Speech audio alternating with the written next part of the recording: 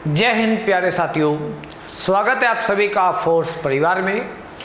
मैं राजेश दांगी आप सभी प्यारे विद्यार्थियों का पुनः हृदय से स्वागत, वंदन, अभिनंदन करता हूँ। हम लोगों ने जो अंतिम टॉपिक हम लोगों ने देखा था उसके अंतर्गत हम लोगों ने पद की शुरुआत की थी और पद के अंतर्गत हम लोगों ने पहला भाग आरंभ किया था संज्ञा के बारे में। संज्ञा के बारे में सामान्य जानकारियाँ और उसका वर्गीकरण हम लोगों ने देखा था। व्यक्तिवाचक संज्ञा क्या होती है और जातिवाचक संज्ञा क्या होती है, ये दोनों पार्ट हम लोग देख चुके थे। आज हम लोग जातिवाचक संज्ञा के आगे जातिवाचक संज्ञा के जो भेद होते हैं और भाववाचक जो संज्ञा होती है उसके बारे में हम लोग चर्चाएं करेंगे। तो आज का जो अपना टॉपिक रहेगा वो होगा संज्ञा, और संज्ञा के अंतर्गत हम लोग जो देखेंगे वो देखेंगे क्या, जातिवाचक संज्ञा के भेद। संज्ञा के अंतर्गत आती है क्या, जातिवाचक आती है, और व्यक्तिवाचक हम लोग कल कंप्लीट कर चुके थे। जातिवाचक भी हम लोग देख चुके थे। तो जातिवाचक के दो भेद होते हैं, एक होता आप लोगों का जिसको हम लोग समूहवाचक कहते हैं, और एक होता है जिसको हम लोग पदार्थवाचक के रूप में हम लोग जानते हैं। ठीक है, तो यदि हम लोग सबसे पहले शुरुआत करते हैं किसकी, समूहवाचक के बारे में, तो समूहवाचक संज्ञा क्या होती है। पहला प्रश्न आता है कि समूहवाचक संज्ञा क्या होती है।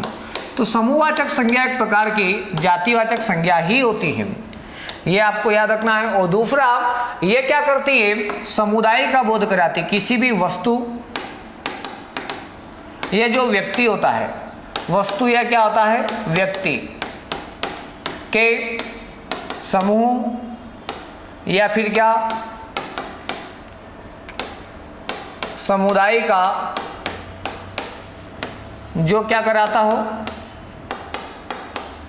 बोध कराए,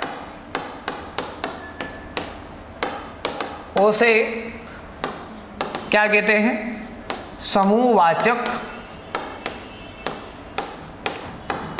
संज्ञा कहते हैं। और जो समूहवाचक संज्ञा होती है यह एक वचन के रूप में होती है, और एक वचन के साथ साथ में इसका क्या भी बनता है, बहुवचन भी बनता है। क्या भी बनता है, बहुवचन भी बन जाता है। तो इसका एक वचन रूप और बहुवचन रूप दोनों ही प्रयोग में लाए जाते हैं। जैसे कुछ उदाहरण के तौर पे हम लोग बात करते हैं समूहवाचक संज्ञा के संदर्भ में। समूहवाचक संज्ञा, तो इसके अंतर्गत हम लोग जैसे आर्मी की बात करें, आर्मी क्या है, तो एक प्रकार की समूहवाचक संज्ञा है। यदि हम लोग परिवार की बात करते हैं तो परिवार क्या है, समूहवाचक संज्ञा है। मुनि वृंद की बात करें तो क्या है, समूहवाचक संज्ञा। छात्र गण की बात करें तो क्या है, समूहवाचक संज्ञा। परिवार जन की बात करें तो क्या है, समूहवाचक संज्ञा। तो जिन शब्द संज्ञाओं के अंत में जन, गण, वृंद ये प्रत्यय के रूप में जुड़े होते हों, ठीक है ना। शब्द के अंत में जब जन आपको मिलता हो, गण मिलता हो और क्या मिलता हो, वृंद मिलता हो, तो बनने वाला जो शब्द होता है वो शब्द क्या कहलाएगा, आपका समूहवाचक संज्ञा कहलाएगा। जैसे मुनि वृंद, छात्रगण, परिवारगण, परिवारजन, ठीक है, विद्यार्थीगण,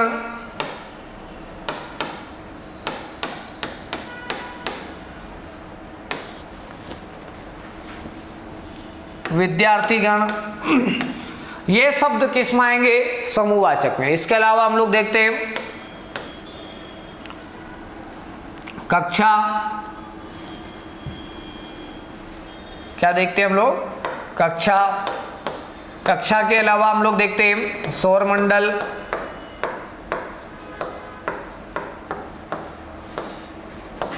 भीड़, समुदाय, जनता, ये सब किस में आते हैं, समूहवाचक संज्ञा का क्या कराते हैं, बोध कराते हैं। ठीक है, किसका बोध कराते हैं, समूहवाचक संज्ञा का बोध कराते हैं। और समूहवाचक संज्ञा को हम लोग गिन सकते हैं, अर्थात ये किस में आता है, गणना या गणनीय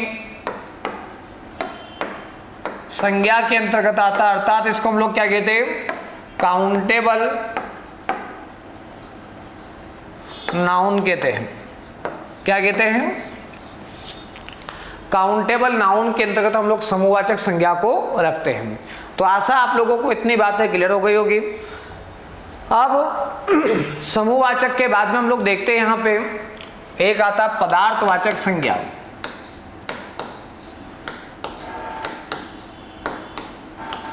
जिसको हम लोग द्रव्यवाचक भी कह सकते हैं।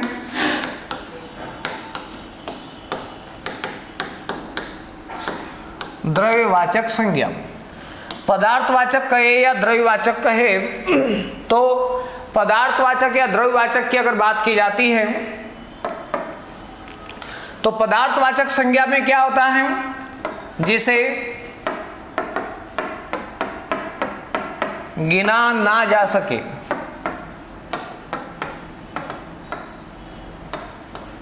इसको गिन नहीं सकते हैं। दूसरा, जिसका सिर्फ परिमाण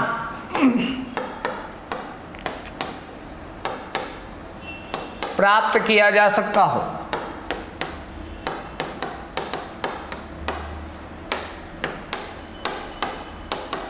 ठीक है। और तीसरी बात हम लोग देखते हैं, जिसका बहुवचन ना हो। और चौथा, जिसके द्वारा वस्तु की अवस्था का बोध हो। वस्तु या पदार्थ जो तीन अवस्था में होते, ठोस, द्रव या गैस। ठोस, द्रव या फिर क्या होता है, गैसीय अवस्था के रूप में होता है, उसको हम लोग क्या कहते हैं, पदार्थवाचक संज्ञा के रूप में हम लोग जानते हैं। और पदार्थवाचक संज्ञा में कौन आता, तो समस्त धातुएं, अधातुएं, ठीक है, समस्त धातु और क्या अधातु, और समस्त क्या पदार्थ, जितने भी प्रकार के पदार्थ होते वो सब किस में आ जाते, पदार्थवाचक संज्ञा में आ जाते। जैसे कुछ उदाहरण के तौर पे हम लोग अगर बात करते हैं तो पदार्थवाचक संज्ञा में कौन आता, तो हमने जैसे कहा सोना, मैंने कहा चांदी, मैंने कहा पानी, दूध, ठीक है, तेल,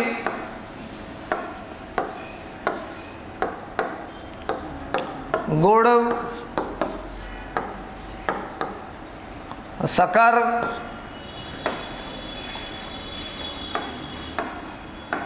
लोहा,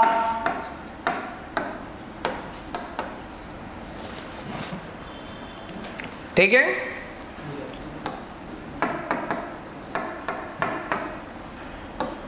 इत्यादि, ये सब किस में आते थे, सारे के सारे शब्द किस में आते, पदार्थवाचक संज्ञा के अंतर्गत रखे जाते हैं। बातें क्लियर यहाँ तक। अब हम लोग देखते हैं पदार्थवाचक संज्ञा के बाद में अगला जो भेद आता है उसको हम लोग क्या कहते हैं, भाववाचक संज्ञा।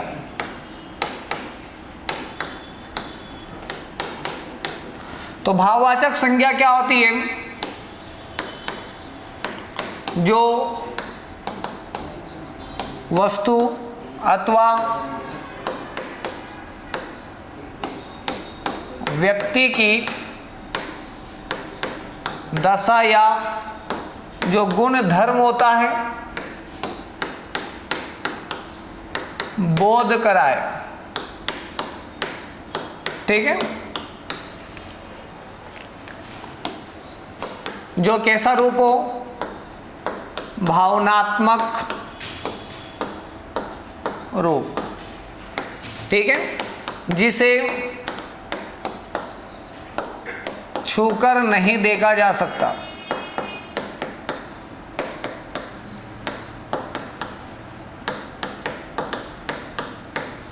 जिसे छूकर नहीं देखा जा सकता, ठीक है, जिसे सिर्फ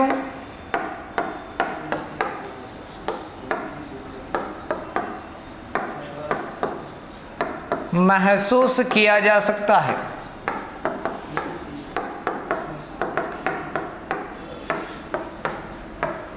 जिसे सिर्फ महसूस किया जा सकता है, जिसका बहुवचन नहीं बनता हो।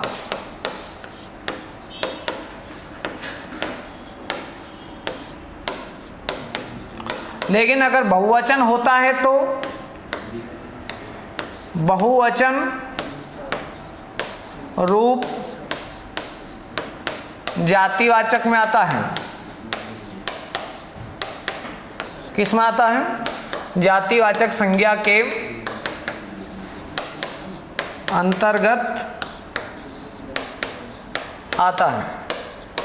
तो ध्यान दीजिएगा, जिसका बहुवचन रूप नहीं हो, और अगर बहुवचन बन जाता है तो वो किसके रूप में चल जाता हो? जातिवाचक संज्ञा के अंतर्गत आ जाता हो। लेकिन एक वचन रूप भाववचन के रूप में अंतर्गत आता है। यदि मैं कहता हूँ ईमानदारी, तो ईमानदारी आता है भाववाचक में, लेकिन ईमानदारिया जो आता है वो किस में आता है? जातिवाचक में आता है ना। जैसे पोशाक की बात करता हूँ तो वो क्या है? पोशाक, पोशाको, ठीक है। साथ में हम लोग देखते बेईमान, बेईमानिया, बेईमानी, बेईमानिया। तो बेईमानिया जो शब्द हो जाएगा क्या हो जाएगा? आपका जातिवाचक के अंतर्गत आ जाएगा। बातें क्लियर यहाँ तक? इसके अलावा कुछ और हम लोग भेद देखते हैं यहाँ पे।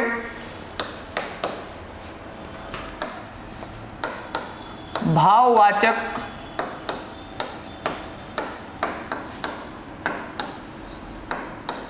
संज्ञाओं को गिना नहीं जा सकता।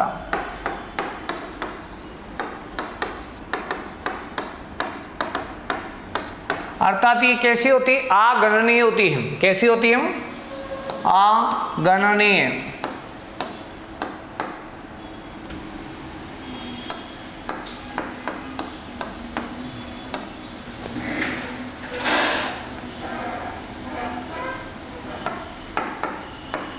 अगणनीय होती है, ठीक है।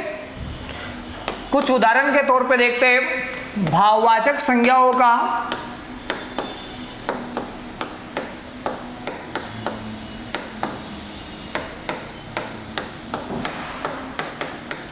निर्माण किया जा सकता है।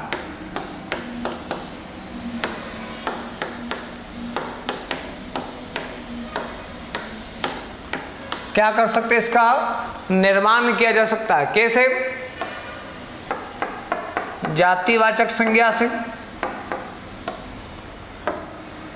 है ना, सर्वनाम से, क्रिया से,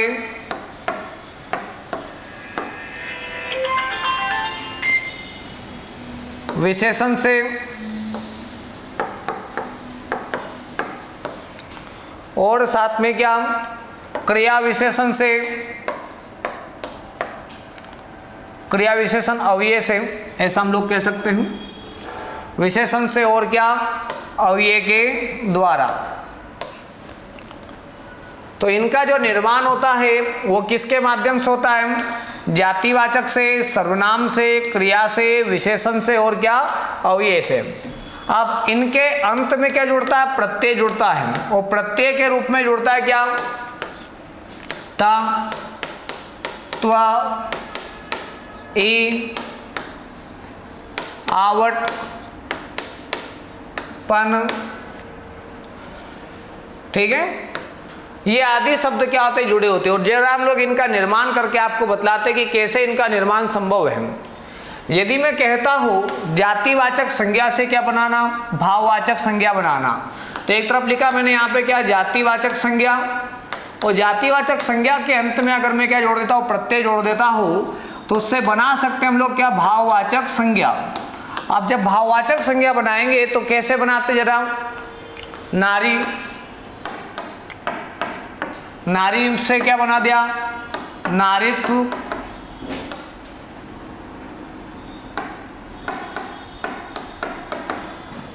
पितृ, पितृत्व। मातृ, मातृ से बना दिया मातृत्व, ठीक है। मानव, मानव से बना दिया मानवता।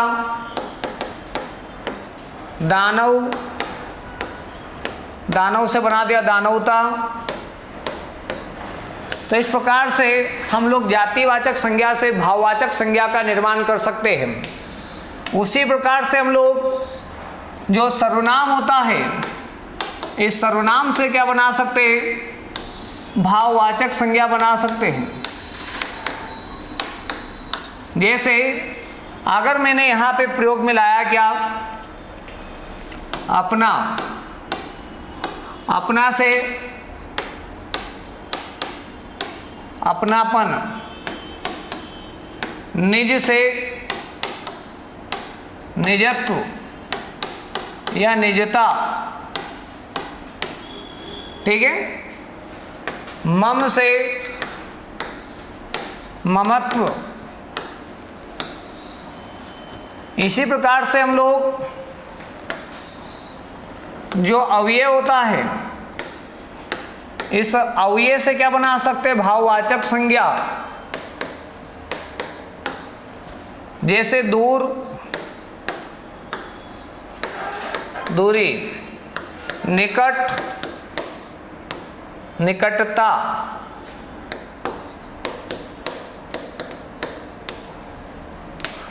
ठीक है। और देखो जरा,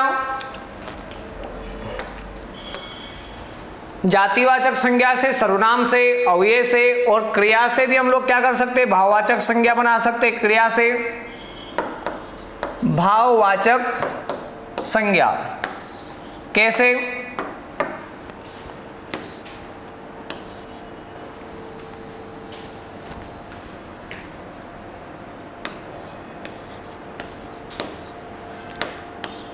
लड़ना से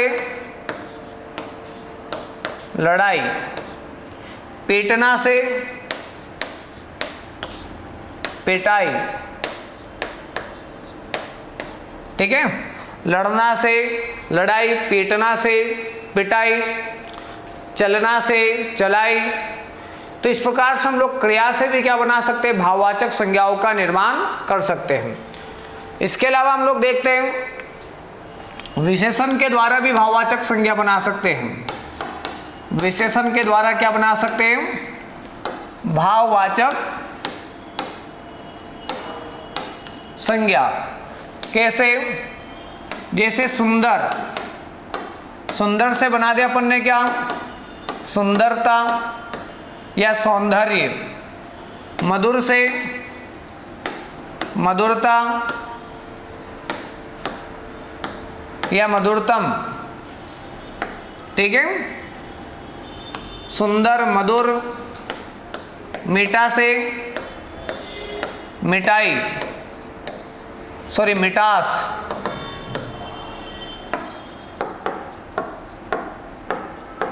खट्टा से खटास। क्लियर। तो सुंदर से सुंदरता, मधुर से मधुरता, मीठा से मिठास, खट्टा से खटास। इस प्रकार से हम लोग विशेषण के द्वारा क्या बना सकते हैं, भाववाचक संज्ञाओं का निर्माण कर सकते हैं। तो हम लोगों ने भाववाचक संज्ञाओं के संदर्भ में ये विशेष जानकारी आप लोगों तक पहुंचाई। तो संज्ञा के जो भेद होते हैं वो सारे हम लोगों ने क्या किए प्यारे बच्चों, कंप्लीट किए। आप संज्ञा के संदर्भ में हम लोग जो देखते हैं, अन्य जो बातें हम लोग देखते हैं वो क्या क्या आती है, एक आता लिंग और एक क्या आता है, वचन, ठीक है। तो संज्ञा का लिंग भी हम लोग देखते हैं, संज्ञा का वचन भी हम लोग देखते हैं। तो आगामी जो लेक्चर होगा उसके अंतर्गत हम लोग देखेंगे। तो आज का टॉपिक हम लोग यहीं पे क्या करेंगे, इतिश्री करेंगे। जय हिंद, जय भारत, धन्यवाद।